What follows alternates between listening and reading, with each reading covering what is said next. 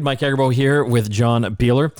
We have an interesting segment and guest coming up. As you know, most of our coverage has been around technology and how that interplays with COVID-19. On the line, we've got Audrey Tang, Digital Minister for Taiwan. And we just want to have a chat to see how they have been coping and the successes that they have enjoyed and maybe some things that we can learn from them. Thanks for joining us today. Yeah, really happy to be here virtually. You're a digital minister. Can you explain what that is? You're actually a member of the government.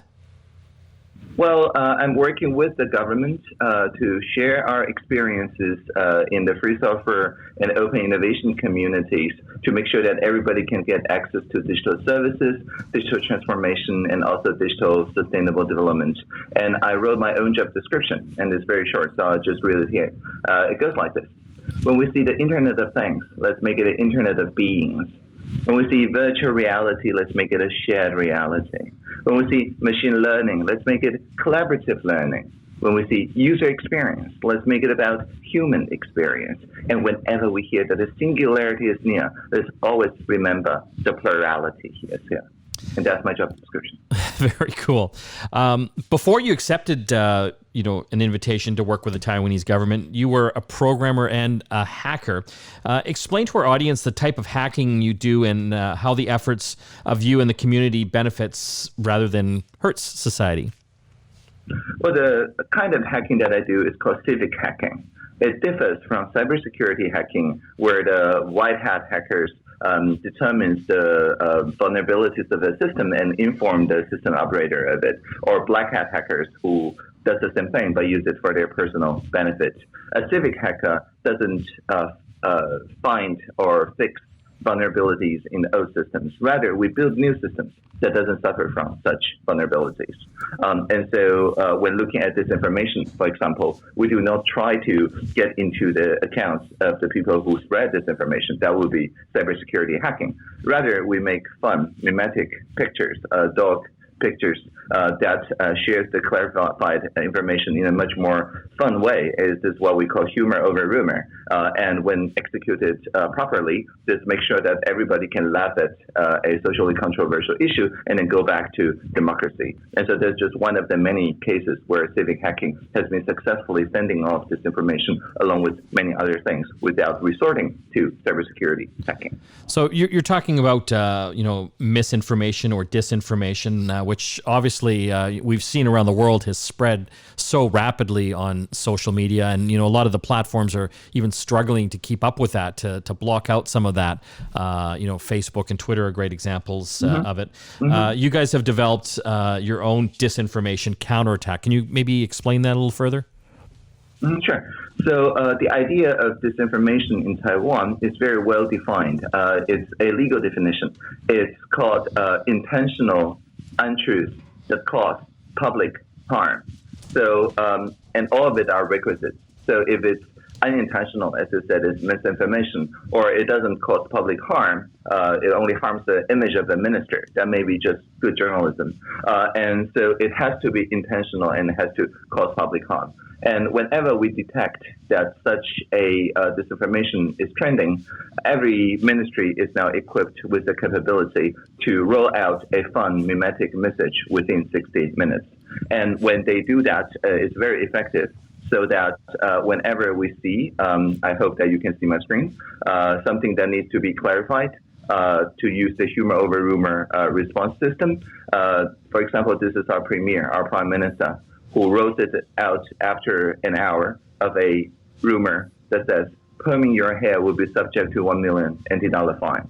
And it not only says it's not true, it says, I may be bald now, but I will not punish people who look like my youth. And a fine print that says, what we have done is introducing a labeling requirement for hair products taking effect July 2021, and a smaller picture of the Prime Minister as it looks now, and says, however, if you do perm your hair many times a week, it will not damage your pockets, but it will damage your hair. And when serious, you can just look at me to see what would happen. This is genuinely funny, and everybody who shared this participated in the clarification. And so that if you search for those keywords, you're bound to find this picture and not this disinformation. And that's one of the examples of how we successfully fended off disinformation with the power of humor. How many people do you have working for you to accomplish this? Well, working with me. I mean, I don't give orders to the ministries, but each ministry has dedicated people. All the people-facing ministries, about 12 of them, have allocated a team of at least 7 people of different expertise, so that they can pre-clear the use of, the Prime Minister's image. For that, I also donated my Flickr album saying that all the editors all around the world can freely use it for non-commercial purposes. So they have a kind of stock of images for any purpose, and then they work out how to respond within 60 minutes. So at least 7 people per ministry. How is that all coordinated? Do they have autonomy to respond to these things online, or does it have to go through one central person or group before things get posted or dealt with? One of the 7 is the political kind of delegate from the ministry, just as my office is one delegate from each ministry maximum. Everybody in that humour over rumour response protocol has direct access to the spokesperson's team of that ministry as well as to the administration's spokesperson. So, of course, they do have to clear that, but by clearing that, I mean like 5 minutes. So it's not a lot of bureaucracy. Another example is the same Prime Minister smiling happily here in the convenience store. One day there was a rumor that says there's a panic buying of tissue papers because people think that the material of those medical masks is the same as tissue paper, which is not true. It's intentional untruth that harms the public. And so again, applying humor over rumor, the same premier also now publishes a mimetic image now showing his Botox and wiggling it a bit. And the title here says, we only have 1 pair of Botox each, meaning that there is no point in panic buying tissue papers.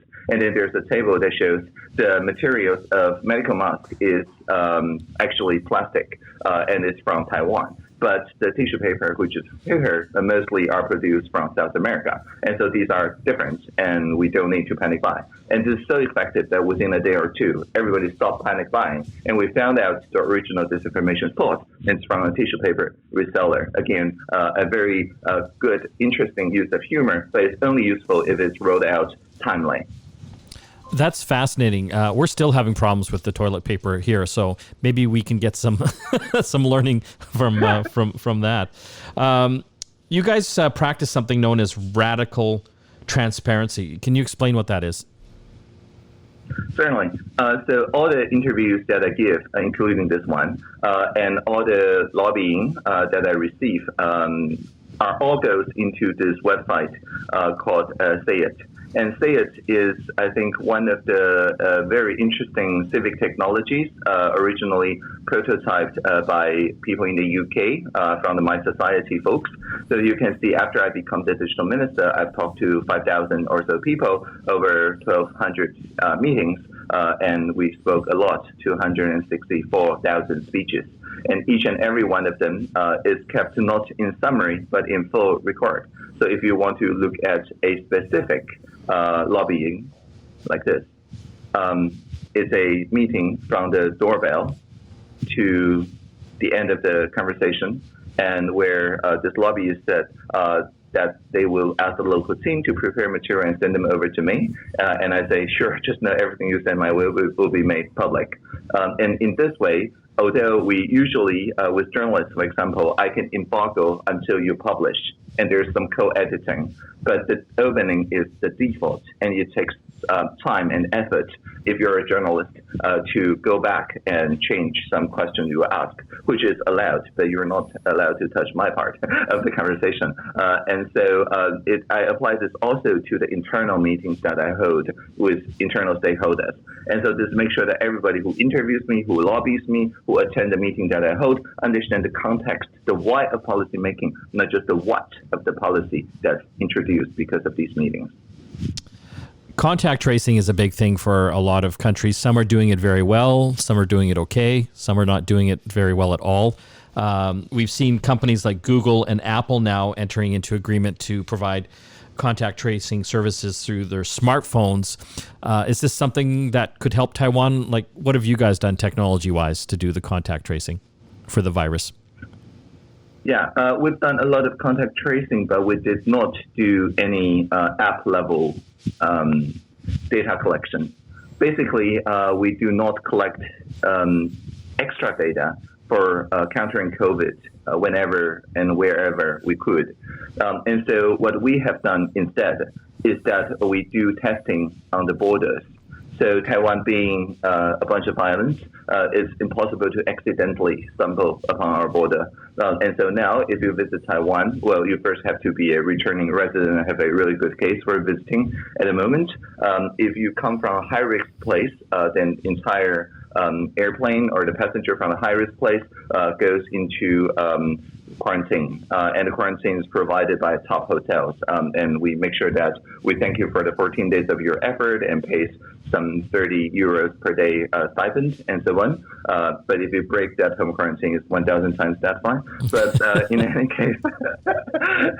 any case, so what we have done instead is that we control this at the borders with quarantining, and we use something called a digital fence, meaning that if people break out of their quarantine with their phone, then a automated SMS message is sent to local household managers and police so that people can see what really happened, and we keep people within quarantine using this way. Of course, if their phone runs out of battery or stays for too long without moving or answering messages, the same thing happens. So it is some encroachment on the privacy during those 14 days. But we do have a constitutional court ruling during SARS and after SARS when we did a recap that backs this up. And so because of that, we had not had to use any app-level tracing because we've never entered lockdown. There's only like 400 or so cases, and we know the contact history of most of them, and all using traditional interview methods and so on. And we've not had any closure of schools or anything like that. So we're not at a stage of community spread, and it's been almost a month now with no new domestic confirmed cases. So there's a little need for those Bluetooth-based tracing apps. You also did something really interesting with how you were managing the supply chain for masks using technology. Can you explain that? Oh, yeah, sure. So at the very beginning, the medical mask, everybody wants to buy it because in Taiwan, this is very interesting because it's a signal that I'm taking proper care of myself. I'm wearing a medical mask to stop my hands, to touch my mouth. I'm wearing the medical mask to show that I know proper hand sanitation rules, which has its own mimetic packaging and a fun lyric at that. But in any case, it's something that I'm protecting myself. But as all of us know, it primarily protects others.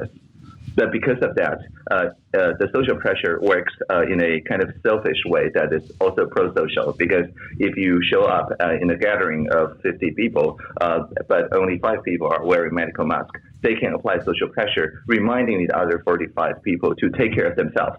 But actually, they protect those 5 people. And so this is very effective. But because of that, there was very confusing accounts of how many masks are there and things like that. So because of that, there's a civil society, a Civic hacker, someone who writes for the public benefit software programs, who did a map that shows all the availability of masks in convenience stores. But the convenience stores very quickly run out of supply. So we started rationing it out through the pharmacies.